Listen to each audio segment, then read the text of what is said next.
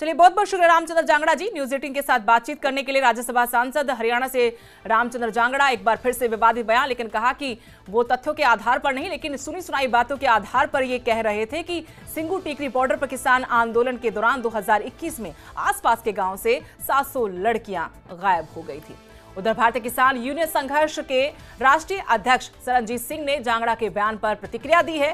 कहा, ऐसे सांसद के खिलाफ सरकार को एक्शन लेना चाहिए।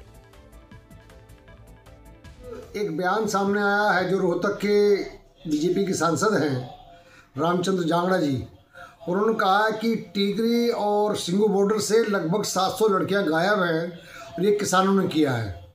मैं पूछना चाहता हूं कि आप वहां सांसद हैं, आपने क्या कार्रवाई की, आपने क्या मांग की? शर्म नहीं आई? किसानों के बारे में ऐसा कह रहे हैं कि किसान बलात्कारी हो गया। कभी किसान उग्रवादी हो जाता है, कभी किसान आतंकवादी हो जाता है। जो देश का किसान पूरे देश का लालन पालन करता है, रात दिन ठंड में बरसात में गर्मी में मर करके, आज उसके ऊपर ये आरोप लगा रही सरकार। ऐसे सांसद के खिलाफ मेरा कहना है सरकार को सख्त कार्रवाई करनी चाहिए। वो कह रहा है पंजाब से आगे हरियाणा में नशा नहीं था, अब नशा करने लगे। भाई आप सांसद है, अभियान चलाइए। वह किसानों की पीड़ा तो जान नहीं रहे हो आप, किसानों के बारे में कुछ कहना चाहते नहीं, किसानों की समस्या सुनना नहीं चाहते, उसका निदान नहीं करना चाहते। एक नया आपने एजेंडा शुरू कर दिया। शर्म नहीं है आपको? आप भी कहीं ना कहीं किसान के बेटे होंगे। आपने कहना शुरू कर दिया कि वहाँ से 700 बेटियाँ गायब हैं, 10-20 भी नहीं।